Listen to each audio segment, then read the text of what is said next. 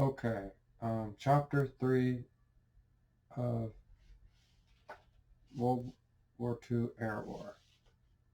Missile pilot Ernest Herman 352 aerial victories scoring during World War II may never be equaled.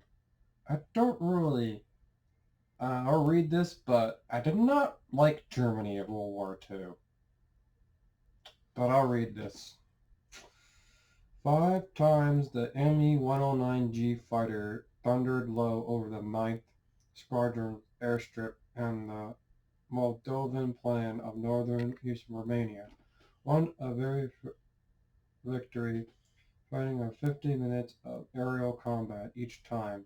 His 1,500 horsepower engine drowning out the cheering, waving men on the ground. The 22-year-old pilot waved the plane back across wings. Officers and enlisted men swarming forward as the melted gray Messerschmitt finally taxied and showed to top at the scarlet leader parking spot. Moments later, a flowered and fern squadron leader parking. Moments later, a flower and fern whirled around the neck.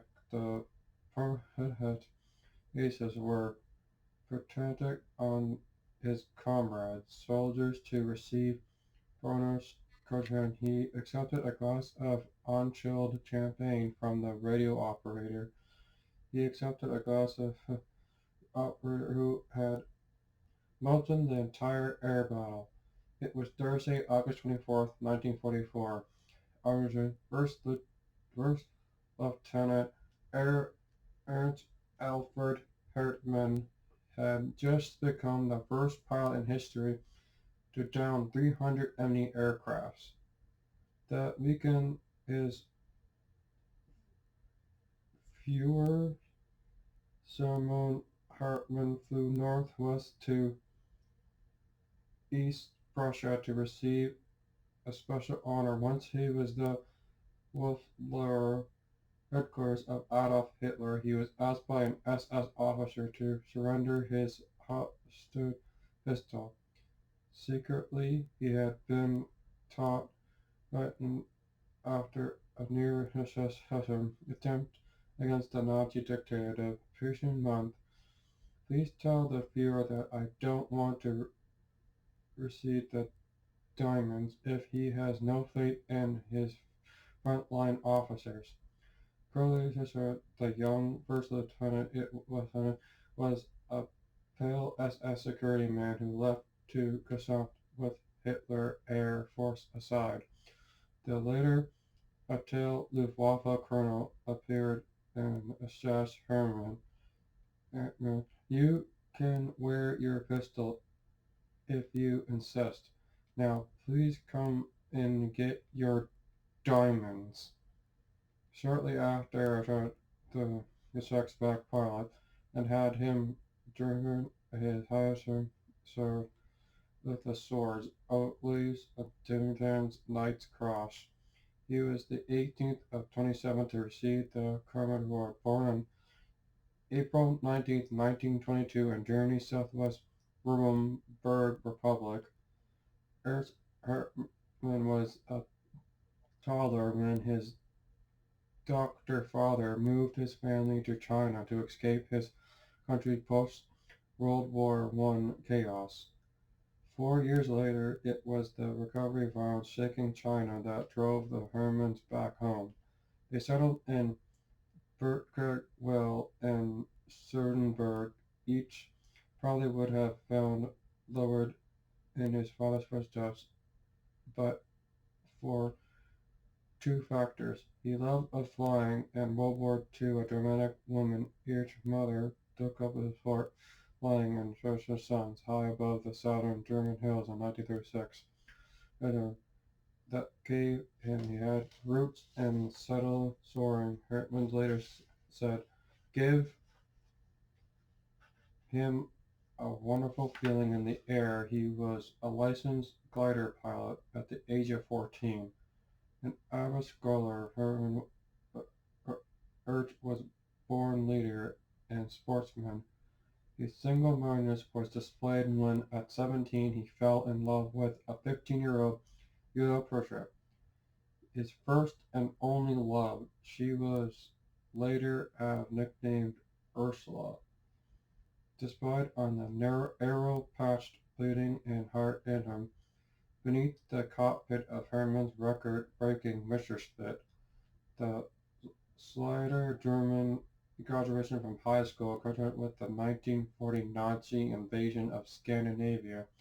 That year he joined the Air Force. He designed for traditional military life, which was to act as an anchor throughout his career. Watt was more than overwhelmed by the freedom of flying, with the military bureaucracy still confident of victory. Pilot training for enter peace.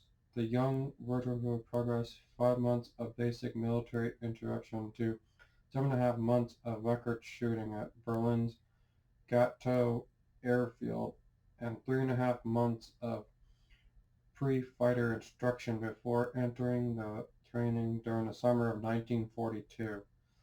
That he joined the marksmanship graduation brought others to celebrate Jaguar JG-52 52nd Fighter Wing as the southern end of the battle zone, most feared by German soldiers at Eastern Front. Referring from the rail, the Luftwaffe supply at Karel in southern Poland, Hartmann and three other neotypical second lieutenants were informed that the quicker way for them to join the units was to fly replacement Junkers Ju-87 Stuka dive bombers to a base near the dissertation. With the cockiness of their peer to the fighter pilot raised into front row 2 seats, Hartmann was the last to taxi out as the pilot to left brake to maneuver onto the runway. Past the controller's small stack, Hartmann was still to it would not respond with head over him. A second from a slapstick comedy, the Stuka three-blade propeller buzzed into the shack, sending up a blizzard of shady paper and wood splinters. Finally, no one was hurt. Cutting the engine, Herman jumped from the Junkers and the girl rang ground. The fast chicken Junior. Well, I hope it hurt some people. These were Germans. And this is World War II. Ugh. Too bad this plane didn't hurt anyone. Would have helped out the Allies. Officer may well wounded if he had any future in military aviation. 2 months earlier, while at gunnery school, he had been arrested, grounded, and fined for putting on an amateur air show. Luck, however, was on his side at that time. While Hartmann was confined to his barracks, his roommate flew the training mission that was supposed to be Hartmann's engine trouble caused a fatal crash. Now, as he lived, base commander spent over one of the Ju-87s that had lifted off earlier, returned with a spinning, smoking motor, which could be commanded to but threw up his hands and send these baby pilots on their way as passengers in cargo plane. Hartmann reported to the 7th Squadron 3rd Group of JG-52 in mid-October 1942. The squadron was housed in a tent city adjoining a grass airstrip northeast of Stuga, a village in the fruit and sunflower growing plains north of Cheshire Park, one of Europe's highest elevation and Russia's Caucasus Mountains. Rank was stubborn to experience. The new commander was assigned as wing to as Ed Ross Mountain. The later crew chief, Sergeant Hines, Mattress was to order beneath Hartman's later success, one as a teacher, the second as the instructor of Adam, credited with earlier grounding and Ju-87 mishap, lent truth to Srenin and to without Dree in an attack on Soviet aircraft that truly established rule of aerial tactics. After succeeding to shooting, he ended up fleeing from his leader from his mistook for the enemy and cross-landed his Me-109G, which it ran out of fuel. At this low point, the seemed to be way up. Hartman, a fast learner, was to do with a vengeance, flying in a four-ship formation on November 5th. The keen-eyed lieutenant saw a second group of red-stirred Aleutian IL-2 Stormhawk ground attack planes. The regiment split into two plane elements and attacked southward. Hartman slashed through the scoring Soviet fighters and leveled out perhaps 50 yards from the ground. Thumb and fingers moving his control column, he triggered the nose-mounted 20mm cannon and twin 13mm machine guns. To his dismay, the projectiles cramped off the heavy armored Stovkov. He recalled what he had been told about the LL-2 and made another run, this time arching up beneath the target. His shooting the time was rooted with an eruption of smoke, flying from the dark green bomber oil cooler.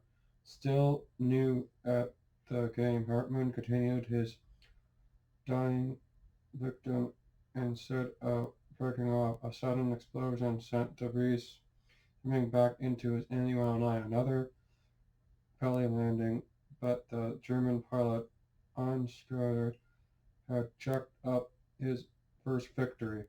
Beneath and acting as wingman, covered up his leader, changing west to keep peace with the Nazi retreat and putting up with the winter weather. Hartman was unable to score his next victory,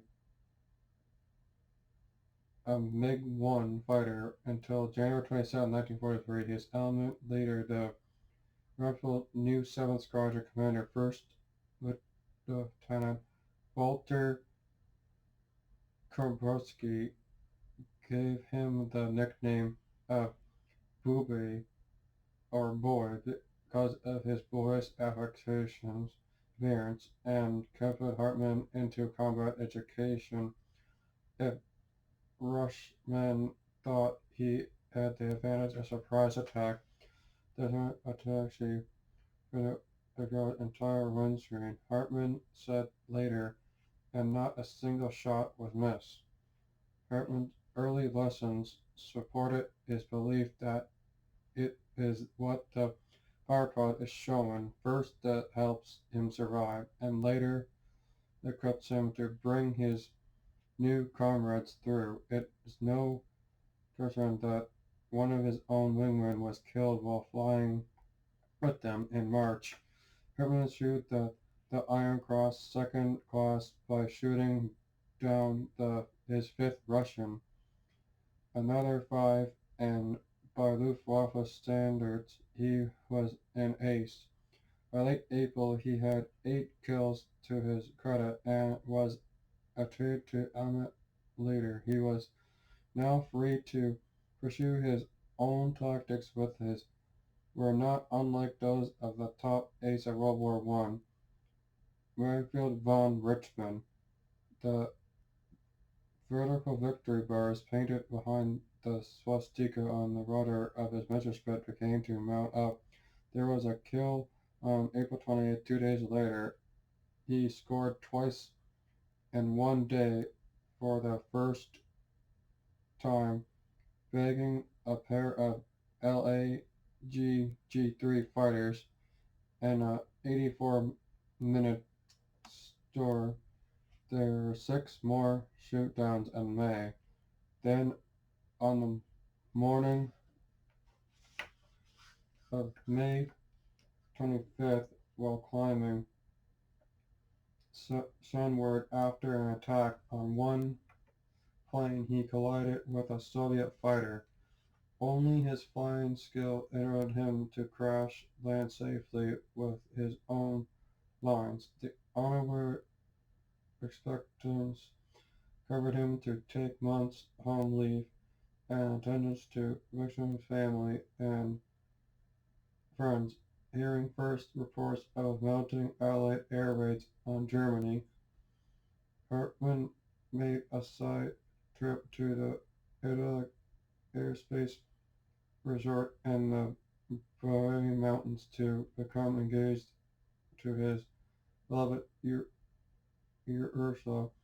On July 5th, 1943, the blue-eyed ace, with whose shy smile and slow draw lent his arrow-killing ability, ranked up his best one-day score to date: three mid-engine American-built Bell P-39 Cobras and one Russian-built La-5, a fighter that was faster than the Me-109, blew 20,000 feet. He battered the German 2 days by swatting down seven LL-2s and La-5, and the energy zapping stories between 3:06 a.m. and 6:05 p.m. It was the kind of demanding combat, living in musket quarters and flying from rough fields, even as the Slavic juggernaut ground the Teutonic invasion back onto itself. The Pinville Hitler's aces to check up the world's most impressive scores. The cost, however, was high. The day of Hartmann's 4-in-1 day triumph, his squadron lost a third of its strength. August 20th was a day that would bring the now battle-hardened lieutenant close to death and would tax his mettle and luck to the maximum before dawn that Friday. The 7th Squadron pilots were rounded from their coach as Karadzic in Russia, Murodunsk River Basin for emergency scramble. The artillery fire that had returned over the summer was out to break the axis from front in the Ukraine. The squadron orders were to keep Russian tactical bombers off the Russian ground forces, packed cover the German bombers, force the herd of the die-hard Nazi tank-busting ace, Captain Hans-Urs Rudolph, by his thirsty Sergeant Major Hartmann slid into the Messerschmitt narrow cockpit and completed his brief flight check.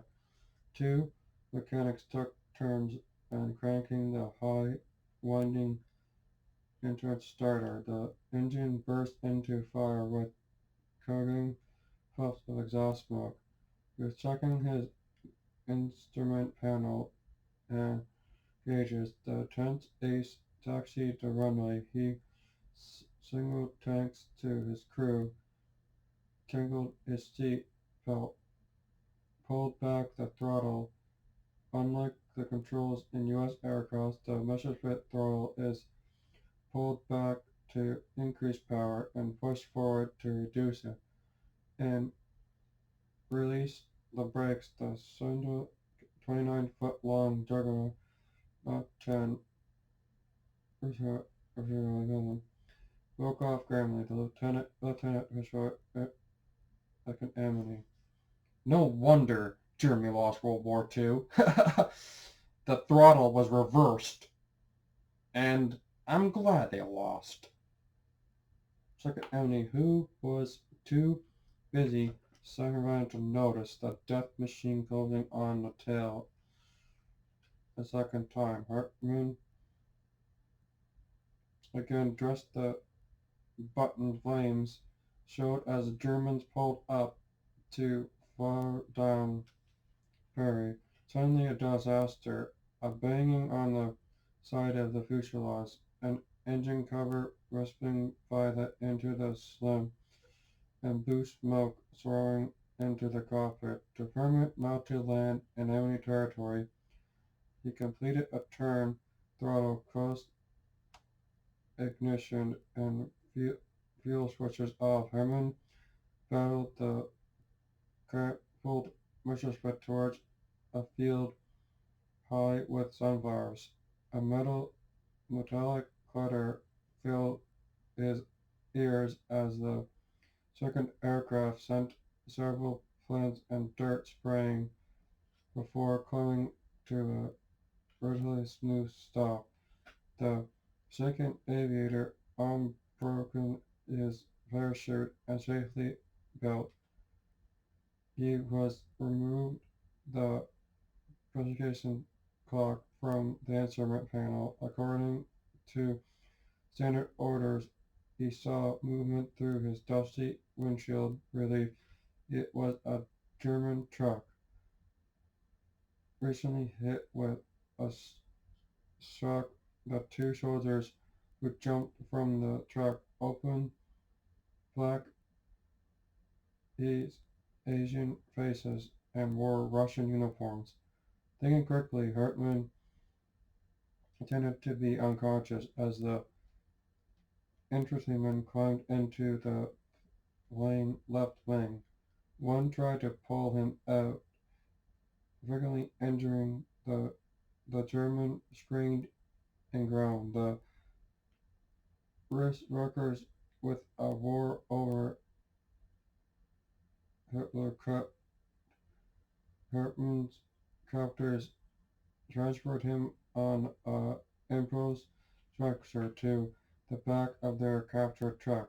The Aces conviction act continued for another 2 hours as he was taken to a doctor in a nearby hamlet. Mentally groping for was taken to a nearby hamlet, groping for a way to escape as the truck trundled ever deeper into the Russian held countryside. Hartman was given his chance by the productive overfilling of some low-flying Stukas.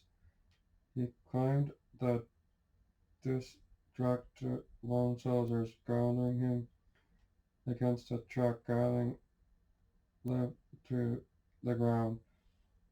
Parks skirted his disc into a sunflower field. Shots crackled through the tall flower stalks. The German ran gasping for breath until he reached a steam-crossed valley, which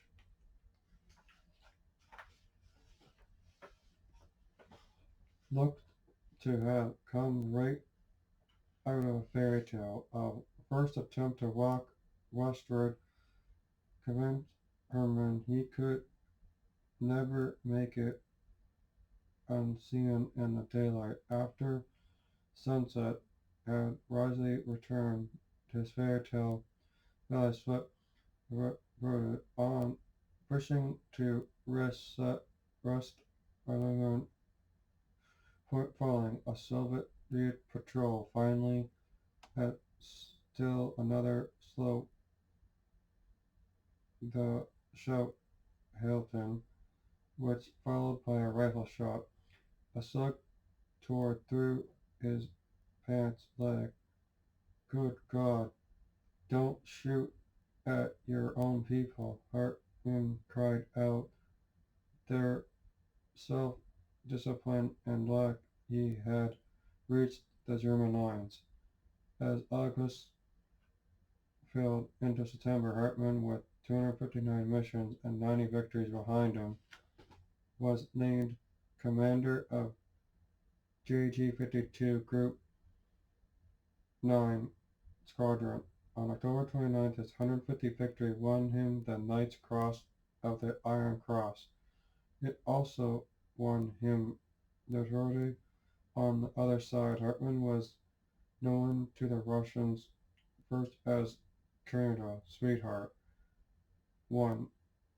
His radio call sign the Cushion Black Devil because of a black tulip petal shaped kernel on the nose of the ME-109 and painted a piece of 10,000 rubles on his head.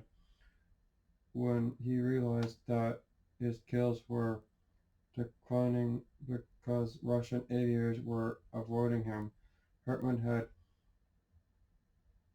removed the destructive aircraft nose marking. The ace scored stood at 159 by the end 1943. Devoted his first day of flying, Hartman showed his natural talents and refined his aerial tactics. And unlike most pilots, he avoided dogfighting, instead exploring the fact that the strong and its score kept up his himself alive. He piloted ME-109, painted white in winter and camouflaged, speaking the rest of the time against odds, while remaining virtually untouched. On March 2nd, 1944, Hartman scored 10 victories in one day, a total of 202, with uh, 3 other aces from JG-52. The train round the southward en route to Dresden, where Hitler was to award him the Oak Leaves to his King Cross. What was more natural for young pilots than tensions, a few drinks, and then a few more. At the railroad station, the Führer's aide picked up 3 pickled pilots. One did not drink. He religiously drove him up to Hitler's airplane Eagle's Nest, and Mercedes convertible with the top down. At their vigilant aid had them walk around in the 25 degrees airfield before being thrust into the tactical dictator. Immediately be not the member, seeing the still tipsy, barely 22-year-old Hartman cloud around with a military cap. He spotted a nearby stand. It was Hitler's hat. Fervently he calmly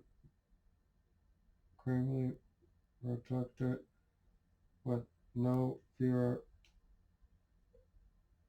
complications. After a 2 weeks home leave, Hartman rejoined his squadron at the western Ukraine, where he learned of promotion to Orgeant. The base opening continued as Germany's armies fell from further back. In April, JG-52 was covering the crumbling positions on the Crimean Peninsula. There fears the air raid now dominated the sky. The Luffifa was sending in experienced men to fight the Americans and British in the west and preparing them in the east with barely trained youngsters.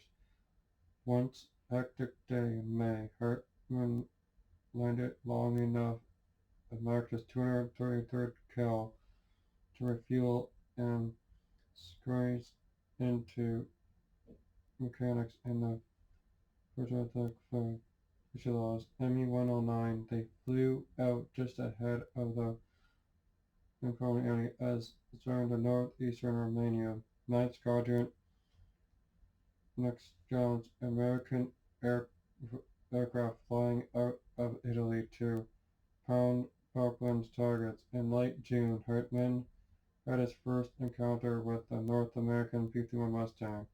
U.S. Army Air Force Boeing B-17 Fighting Fortress were rumbling through the black anti-aircraft burst near the Berto Pendimonte oil fields.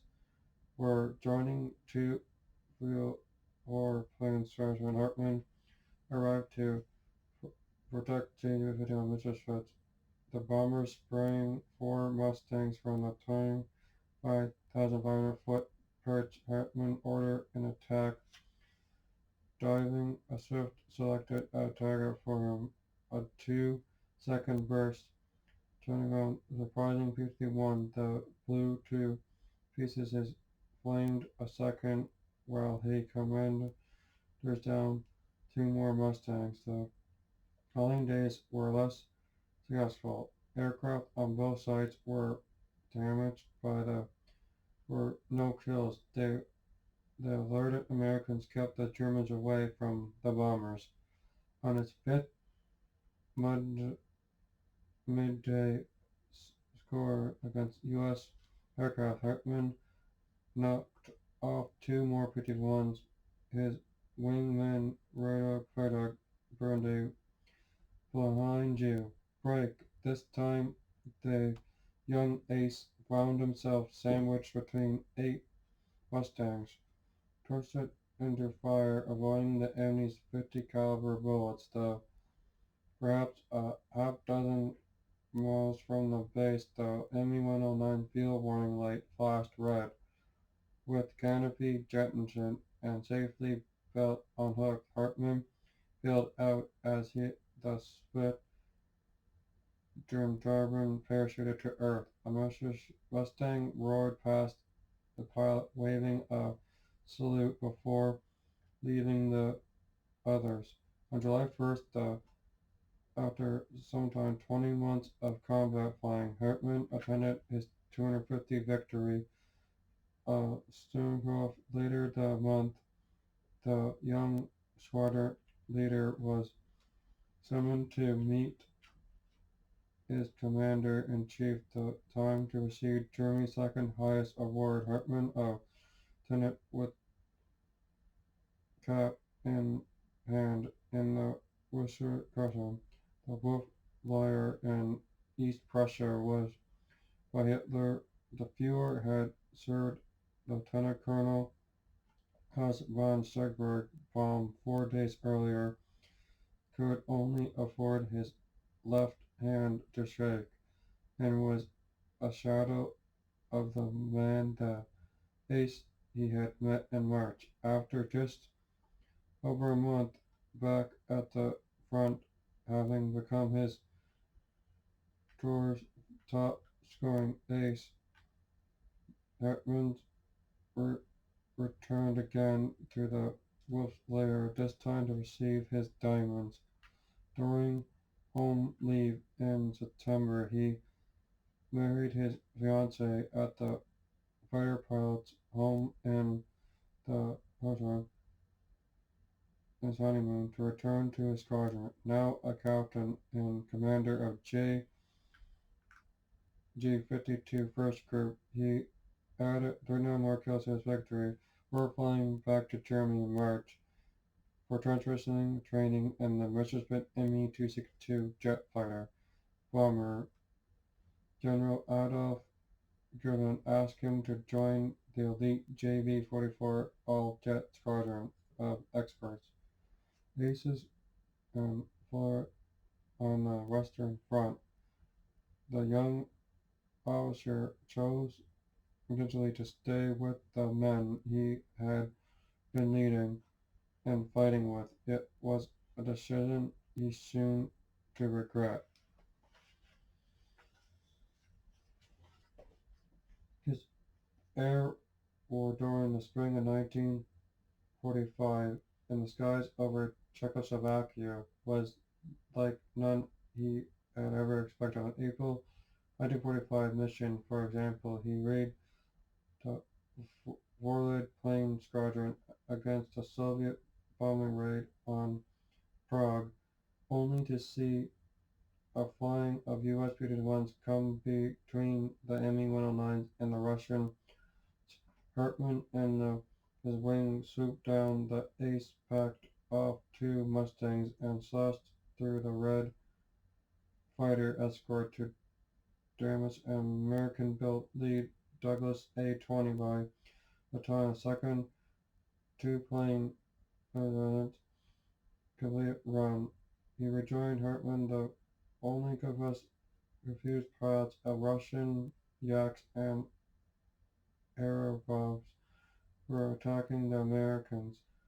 Hartmann's final store on the morning of May 8th re-entered mission of the Red Advance of Esperon, just of GG-52 base, the Darling Tertiary, another variety mission of Yak 7s. He had battled one of the air were southern dozen person over valor. The Yak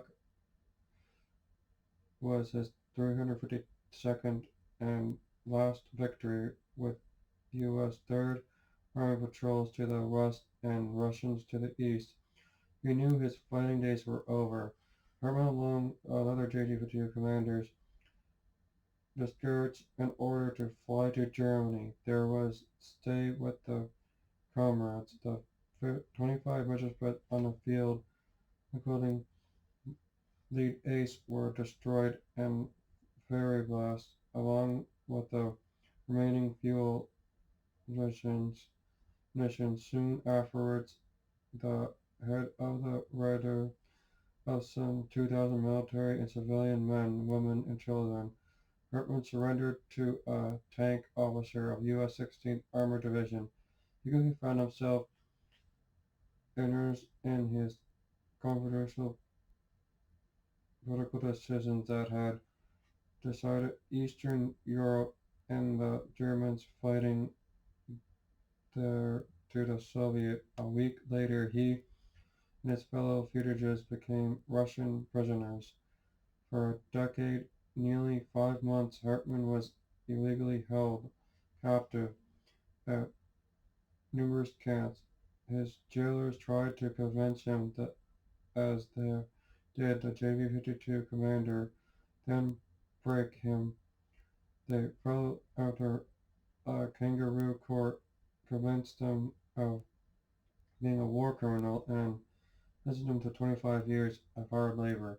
Just as the political conditions had developed into Soviet hands, so now there goes a tension between West Germany and the Soviet Union, and released of prisoners of war held by Moscow since 1945. The Bonn government had subsequently asked that Hartmann be one of the graduate energy. In mid-October 1955, he had restored it down to 100 pounds. The now 33-year-old Wernberg returned home at last, deciding it was too late to start a new career. Hartmann joined the restarted German Air Force in late 1956. His direction, strong values promoted him in his career development. His nevertheless came back to new Luftwaffe division, and he rose from major to colonel. Researcher training under American delegates proved Hartmann had lost one of his fair for fighting in 1957, operating the ironically named Kermit Field Station. Air Force Base, Earl Hartman flew Lockheed T-33 and Republic F-84 jets and advanced fighter and gunnery training over the Yukon target range in Germany.